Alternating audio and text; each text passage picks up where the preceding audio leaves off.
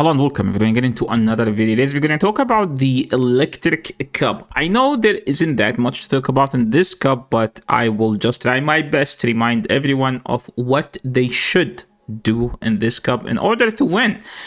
Because this cup is probably the most useless cup we will ever have. This cup is just so bad that there isn't any options.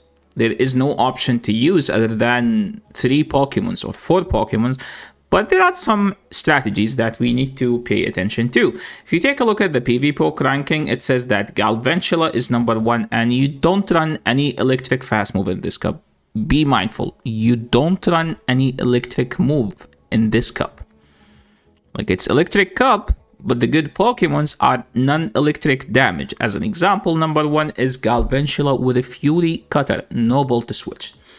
Number 2, again, is Galvantula, but Shadow this time, and there is no Volt Switch. It's also running Fury Cutter. Number 3 is Electrode with Thunder Shock, the only electric attack user. And that's literally because it's a Grass-type Pokemon, and it double resists the electric damage. Then we have Rotom, because it literally has Astonish. That's the main reason why it's here. Then we have Toxicity, which is the worst Pokemon in this cup, but it has a non-electric damage, and the damage comes from Power Punch, Acid, and I think they have a Wild Charge. I would assume. Then Billy Bolt. Billy Bolt is the only one with electric damage, to be honest. You have Minun because it has Quick Attack as fast move. Raikou because it has Aura Sphere as a charge move. Then we have Thunderous because literally it has Astonish. And then we have Powmouth because it has Low Kick as a fast move, which is a Vine Whip clone. We have Lantern because it has Water Gun. And we have Plusle, also Quick Attack, Rotom, Astonish. We have Magnezone. Why do we have Magnezone? I think because it's just the hardest hitting ability Pokemon in this cup. Are these the only options that we can do? No, there are actually 2-3 Pokemons that aren't mentioned in the top 10 of PvPok, and I would like to remind everyone of them. Number 1, Shadow Shinx with Hidden Power Ground. Do you have that? I think it's time to go and check your Shinx. Do you have a Shadow Shinx with Hidden Power Ground? Now, what's the best way to check if you have one but you don't want to waste TMs? You click on the Elite Fast TM, okay, and then you see what fast moves does it have. It will show you the hidden power. So don't teach it, okay? Don't waste it. It's just you can use it just to see if it has Hidden Power Ground. If it has Hidden Power Ground, then you go and use an actual, like, regular TM to do that. So Hidden Power Ground on Shinx is another Core Breaker. And this guy with Rock Throw, it has a Rock Fast move. And it's the best counter, like literally the best counter to Galvantula. Now, it gets destroyed by this guy. It also gets destroyed by Lantern. So it's a double-edged sword. But day 1, everyone's going to be leading this. So you might as well just lead this and then call it a day, because no one's going to expect it. If you want to be extra spicy, you can just run Graveler with Geodude, the Alolan form, okay? What does Geodude do? It's just a second Graveler, but this needs to be a Hundo level 50 best buddy. Like, there is no other way to do it. And I think even with the best buddy, it will be like 1460 CP. It's not even 1500. Now, if I were you, what would I run? I think I would just stick to those 5 Pokemons, and then I would choose one of these just to spice things up. But yeah, now what is the anti-meta here? It doesn't exist, because there are 4 Pokemons that just beat everything in this cup, and you have to be within those 4 type Pokemons. Now, the best team in this cup, I would say it's this team. And I call it the top 3 PvPok because it's literally number 1, number 2, number 3, number 4 on PvPok. We have Galvantula, whether it's Shadow or non-Shadow. Then we have the Hisui Electrode. And then we have Rotom. What does Hisui Electrode? You're just going to spam Swift, basically. You don't run Wild Charge. You need Energy Ball to hit the electric and the ground. And everything else, you're just going to hit them with a Swift. So against Galv, you're just going to spam Swift. Galv is a bad matchup because Fury Cutter is super effective.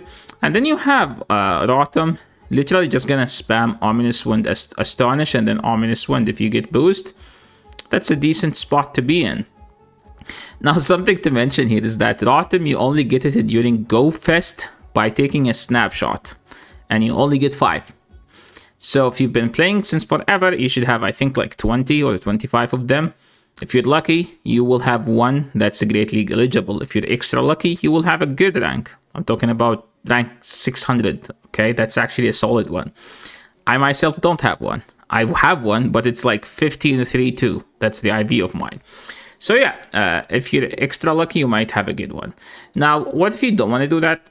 This is the same team, but I just want to mention something about this team, is that this team is so good, but it's insanely weak into Galvantula lead. So the idea behind this team is like, you just use Electrode to beat everything up except Galvantula. If they have Galvantula, good luck winning that game. Because if you go to Lantern, Galvantula has Energy Ball, by the way. And Galvantula in this cup, as we saw, it will run Lunge cross Poison. I think I've seen people running Energy Ball cross Poison and Energy Ball literally for Lantern itself and nothing else. Now I know PvP saying that Lunge is better, but what Energy Ball does on Galv is that it hits Lantern with a super effective charge move. This is just, again, the same team. What does this team lose to?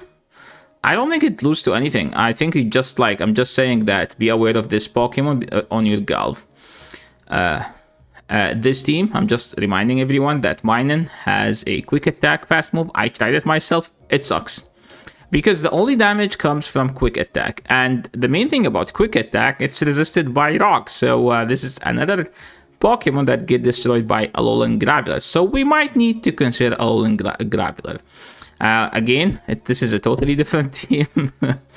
I know I'm just recycling throughout the same teams, but honestly, there isn't that anything to talk about in this cup. Like if you go back to PvP, like Billy Bolt, it's just literally pure electric damage, so it should lose to anything but electric. But what does Billy Bolt do is that it's willing, if you're able to farm down, then you can just ramp up your defense, as an example, right? Bowmouth is actually a very, very interesting Pokemon, except that it gets destroyed by Galv, because Galv is, subtyped Bug, and Bug resists fighting damage. So Bowmouth, yes, it has a Break, I think a Break, Low Kick, Close Combat, but also it has nothing to do against the Galvantula. So yes, technically it dish out neutral damage, but the main problem with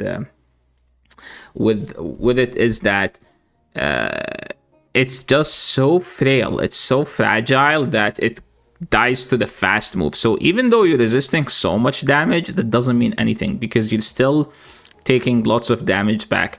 Unless you have it on Alolan Graveler, then yeah, the Alolan Graveler will be able to, your Palmouth will be able to dish out some damage. So yeah, I think this is all you need to know about the Electric Cup. So thank you so much for watching. Good luck not molding in this cup, and I will catch you all in the next video. If you made it this far, don't forget to like the video and subscribe to the channel if you haven't, and I will catch you all in the next video. Peace.